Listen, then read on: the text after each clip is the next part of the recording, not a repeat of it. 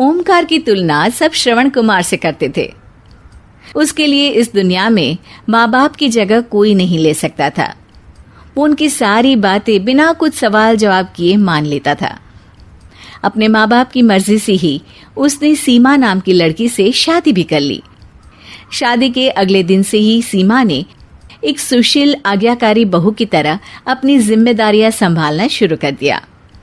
सुबह उठकर किचन संभालना, घर के सारे कामकाज करना, अपने सास ससुर की सेवा करना, इन कामों में उसका पूरा दिन बीत जाता। लेकिन शाम होते होते उसके मन में एक उत्सुकता सी होने लगती ओमकार के घर वापस आने की। काम से आते ही बिना एक नजर सीमा पर डाले ओमकार सीधा अपने माँ बाप के कमरे में चला जाता और एक कोने में बैठ के कुछ पढ़ना शुरू कर देता। सीमा खाना लेकर उसके पीछे जाती। अरे बहू, आओ तुम भी इधर बैठो। जी वो मैं इनके लिए खाना लाई थी। आज तुमने क्या बनाया है? सीमा ओमकार की तरफ बड़ी उत्सुकता से देखती है। अब जी पालक पनीर माँ जी, वो इनको पसंद है ना? हाँ, पालक पनीर मुझे पसंद है, लेकिन सिर्फ माँ के हाथ का। ओमकार की बात सुन सीमा को बहुत बुरा लगता है। अरे बेटा, सीमा भी किसी से कम खाना नहीं बनाती, तो खा के तो देख। माँ, आपको मालूम है ना कि मुझे सिर्फ आपके हाथ का खाना पसंद है। आप प्लीज मेरे लिए कुछ बना दीजिए, नहीं तो मैं ऐसे ही सो जाऊंगा। ओमकार का ये स्वभाव देखकर माँ थोड़ी परेशान सी हो जाती है। सीमा की आंखों में आंसू भर आते हैं और वो एकदम कमरे से दौड़कर बाहर चली जाती है।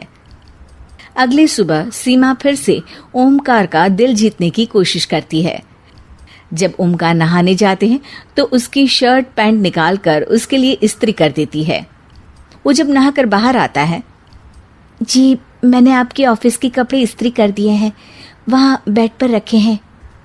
ओमकार बेड की तरफ देखता है और फिर सीमा की ओर गुस्से से देखते हुए कहता है, जब तुम्हें पता नहीं है कि मुझे कौन से दिन क्या पहनना पसंद है, तो प्लीज अपनी तरफ से आगे बढ़ के काम मत किया करो।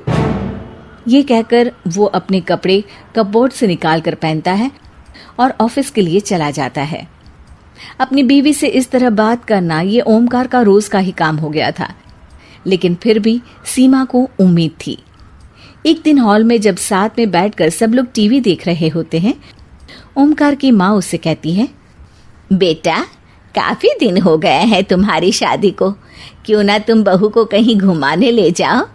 इस तरह तुम दोनों को कुछ समय साथ बिताने के लिए भी मिल जाएगा। माँ, आपको तो मालूम है मुझे कितना काम रहता है। अभी इन सब फालतू चीजों के लिए वक्त नहीं है मेरे पास। ये सब सुन सीमा अचानक से अपने कमरे में चली जाती है और जोर जोर से रोने लगती है। क्या मिलता है तुझे ये सब करके? वो बेचारी जब से घर आई है, एक भी दिन तूने उसे एहसास नहीं दिलाया कि ये घर उसका है। पर माँ ठीक ही तो है ना, ये घर उसका नहीं आपका है और आप मेरे हैं। इतना कहकर ओमकार वहां से चला जाता है। देखा भाग्यवान, हमारा बेटा एक अच्छा बेटा तो है, लेकिन पति नहीं। अब मुझे ही कुछ करना होगा। अगले दिन ओमकार के पिताजी मित्तल जी को फोन करते हैं। अरे मित्तल जी, ओमकार के काम में पैसे लगाने से तो अच्छा है कि आप ये पैसा पानी में फेंक दीजिए। अब क्यों जी, क्या हुआ? अरे मैं खुद लगा चुका हूँ, सब डूब गए। तभी सोचा आपको बता दूं, आपके तो पैसे बच जाएं।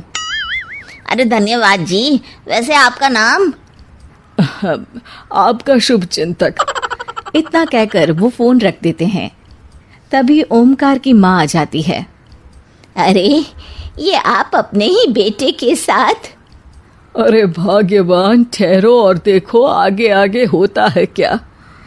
एक दिन कमरे में बैठे हुए सीमा ओमकार को फोन पर किसी से बहस करते हुए सुन लेती है। ओमकार बहुत हड़बड़ी में कमरे में चक्कर काट रहा होता है। फोन पर बात करते हुए उसका चेहरा पसीने से तरबतर हो जाता है। लेकिन मित्तल जी, आप ऐसे कैसे कर सकते हैं? आपने वादा किया था कि आप इस प्रोजेक्ट में इन्वेस्ट करेंगे। मैं 2 साल से इस पर काम कर रहा हूँ। अब आखिरी मिनट पर आप मुझे ऐसा धोखा कैसे दे सकते हैं? ओमकार गुस्से में फोन काट देता है। सीमा अपने पति की हालत देख के बहुत परेशान हो जाती है और पूछती है, अगर आपको ऐतराज ना हो तो क्या आप अपनी इस उलझन को मेरे साथ बांट सकते हैं?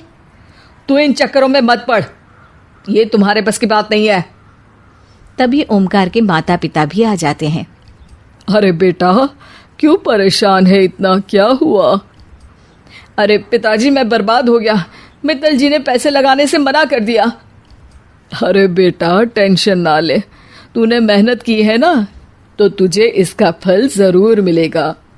इसी बीच सीमा बिना कुछ कहे अपनी अलमारी से अपने माँ बाप के दिए गहने लाकर ओमकार के हाथों में रख देती है। अरे ये क्या कर रही हो? ये तो तुम्हारा स्त्री धन है। गहने तो बनते रहेंगे, लेकिन आपका प्रोजेक्ट नहीं रुकना चाहिए, और वैसे भी जो मेरा है वो आप ही का तो है। ओमकार को तो समझ में ही नहीं आता कि वो क्या बोले। उसका ये निस्वार्थ त्याग देखकर हक्का बक्का रह जाता है वो।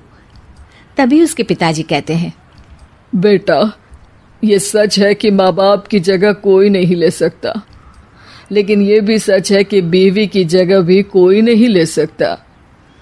आप ठीक कहते हैं पिताजी। चलो सीमा, तैयार हो जाओ, काम आकर करेंगे।